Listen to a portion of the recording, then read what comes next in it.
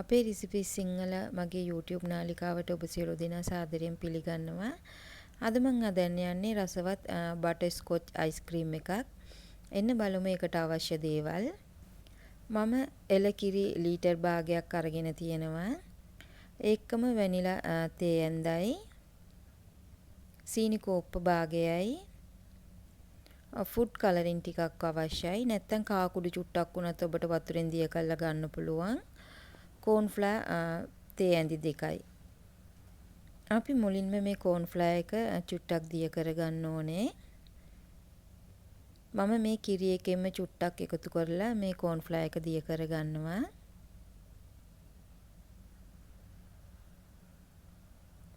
මේ අයිස්ක්‍රීම් එක හදන්න ඇත්තෙන්ම හරිම ලේසි. අපි කඩෙන් ගන්නවට වඩා අපිට පුළුවන් ගෙදරදීම මේ වගේ අයිස්ක්‍රීම් අදා ගන්න. ඔබ සුදු සීනි වලට කැමති නැත්නම් දුඹුරු සීනි උනත් පාවිච්චි කරගන්න පුළුවන්. අපි මේක හොඳට කැට ඉටින් නැති වෙන විදියට දිය කරගන්න ඕනේ. මම දැන් කිරි එක රත් කරගන්නවා. කිරි එක රත් කරගන්න ගමන් සීනි ටිකත් එකතු කරගෙන හොඳට සීනි එක දිය කරගන්නවා.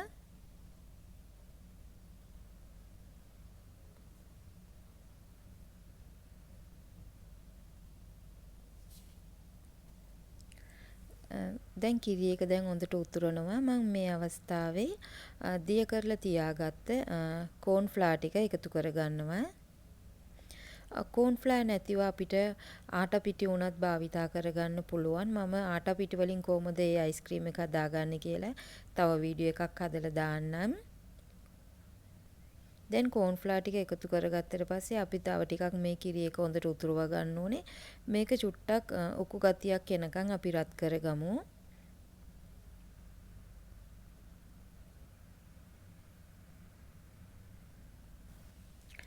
මම සාමාන්‍යයෙන් ගෙදර දුඹුරු සීනි භාවිතා කරන්නේ. මේක වීඩියෝ එකක් කරන්න ඕන නිසා තමයි මම සුදු සීනි භාවිතා කරලා තියෙන්නේ.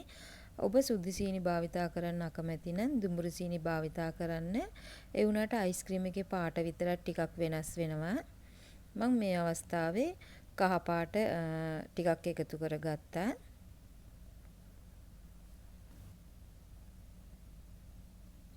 අපි ටිකක් මේක හොඳට මිශ්‍ර කරගන්න ඕනේ. මම මේ අවස්ථාවේ වැනිලා තේ ඇඳක් එකතු කරගන්නවා. වැනිලා එකතු කරලා ඉවර වුණාට පස්සේ මම ලිප ඕෆ් කරලා මේක හොඳට නිවෙන්න තියන්න ඕනේ. දැන් බලන්න මේ මිශ්‍රණය දැන් හොඳට නිවිලා තියෙන්නේ. මම මේක මේ වගේ ග්‍රයින්ඩරයට දාලා හොඳට මිශ්‍ර කරගන්න ඕනේ විනාඩියක් විතර.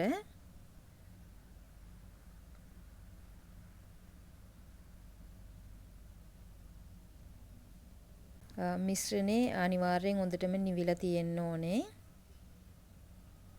මේ වගේ මිශ්‍ර කරගත්ත මිශ්‍රණය මම මේ වගේ සිල්වර් භාජනයකට දානවා. සිල්වර් භාජනයක් නැත්නම් ඔබට ප්ලාස්ටික් භාජනයක් වුණත් හොඳට පියන තදට වා ගන්න පුළුවන් එකක් තියෙනවා නම් හොඳයි.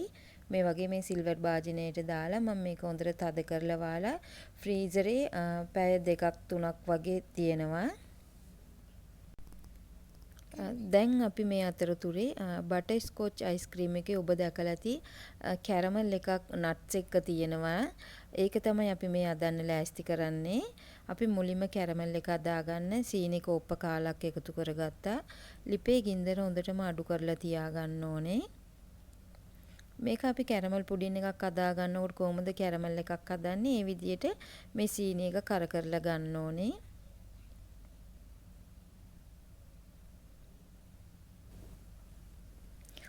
ඔබ මගේ channel එක පළවෙනි වතාවට බලන කෙනෙක් නම් මගේ channel එක subscribe කරලා නැතිනම් පාලෙන් තියෙන subscribe button එක press කරලා channel එක subscribe කරලා තියාගන්න. එතකොට මම වීඩියෝ upload කළොත් මගේ වීඩියෝ miss නොකර ඔයාලට බලන්න පුළුවන්. මේ වගේ සීනි ටික ඔක්කොම හොඳට දිය වුණාට පස්සේ අපි මේ අවස්ථාවේ බටර් මේ සැන්දක් එකතු කරගන්නවා.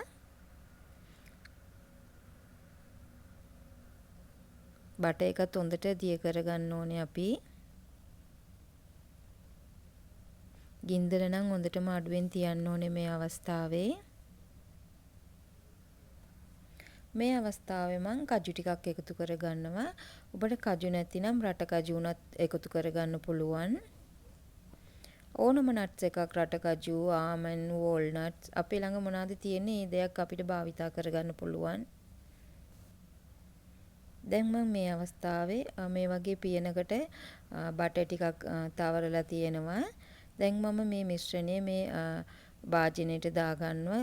ඉක්මනට අපි නිවෙන්න කලින් දාගන්න ඕනේ. නිවුනොත් මේක කැටි ගෑවෙනවා. එතකොට අපිට මේ භාජනයට දාගන්න බැරි වෙනවා.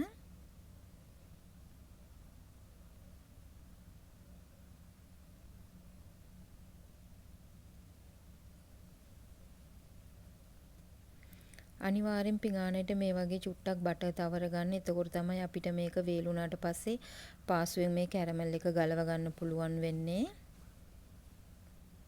දැන් අපි මේක පැයක් විතර තියමු. පැය භාගයක් පැයක් යනකම් මේක එතකොට නිවෙනවා. නිවුණාට පස්සේ අපිට මේ වගේ කෑලි කඩලා ගන්න පුළුවන්.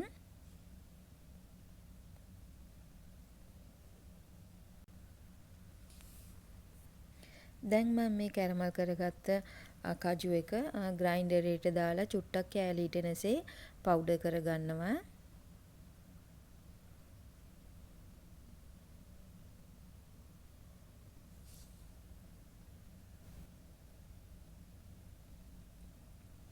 මේ බලන්න මේ වගේ අපි කෑලි ඉටින විදියට මේ රට කජු කැරමල් එක මේ වගේ කෑලි කරගත්තා.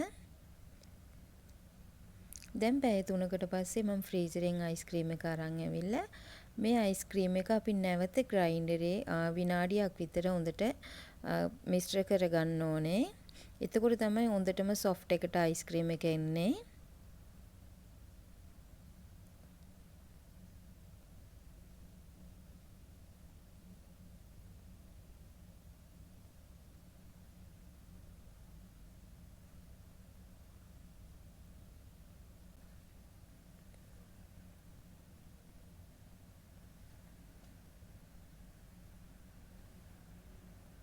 දැන් මං විනාඩියක් විතර මේක හොඳට ග්‍රයින්ඩරේ මිශ්‍ර කරගත්ත. බලන්න දැන් මේක හොඳ ක්‍රීම් එකක් වගේ තියෙනවා. අපි නැවත මේ අයිස්ක්‍රීම් භාජනයේටම මේ මිශ්‍රණය දාගන්නවා.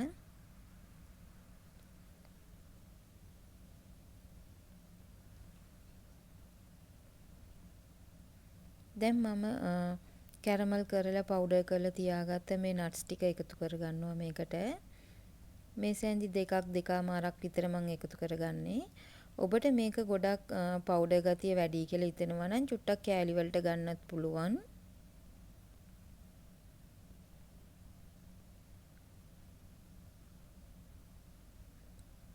හොඳට ටිකක් මේක මිශ්‍ර කරගන්න ඕනේ සම්පූර්ණ අයිස්ක්‍රීම් එකටම යන විදියට.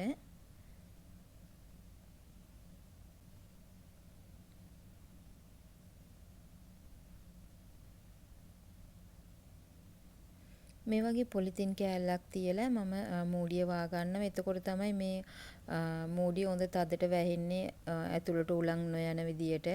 දැන් මම මේක පැය 8ක් විතර ෆ්‍රීසරේ තියලා ගන්නවා. දැන් බලන්න මේ අයිස්ක්‍රීම් මූඩිය ගලවන්න ටිකක් හරි අමාරුයි. ඇයි කිව්වොත් මම පොලිතින් කෑල්ලක් දාලා ඒක වැව්වේ. ඒ නිසා හොඳ තදට වැහිලා තියෙනවා.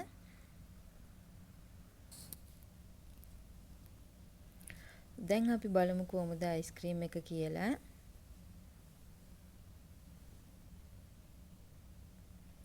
බලන්න අයිස්ක්‍රීම් එක හොඳ ක්‍රීම් ගතියට සොෆ්ට් එකට ඇවිල්ලා තියෙනවා.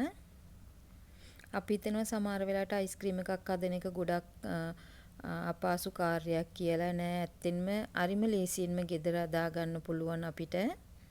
අපිට අවශ්‍ය කරන ෆ්ලේවර් එකකින් අපිට කැමති රසකින් කැමති විදියකට අඩු මුදලකින් ගෙදරින් ඉතාම පාසුවෙන් අපිට හදා ගන්න පුළුවන්. යම්කිසි හේතුවක් මත පැය 8කට පස්සේ ඔබ අයිස්ක්‍රීම් එක අරගෙන භාවිතයට ගන්නකොට ක්‍රීම් එක සහ අයිස්ක්‍රීම් එක වෙන්වෙන්ව තිබුණොත් බය වෙන්න එපා. නැවත වාරක් ග්‍රයින්ඩරේ දාලා විනාඩියක් විතර හොඳට ග්‍රයින්ඩ් කරලා අරගෙන ක්‍රීම් එකක් වගේ නැවත භාජනයට දාලා පැය 8ක් තියලා ගන්න. එතකොට අයිස්ක්‍රීම් එක හොඳටම සෙට් වෙනවා. දැන් මම මේ අයිස්ක්‍රීම් එක උඩින් කැරමල් කරලා තියාගත්ත නට්ස් චුට්ටක් එකතු කරගන්නවා. තව දැන් අපේ රසවත් බටර්ස්කොච් අයිස්ක්‍රීම් එක ලෑස්ති.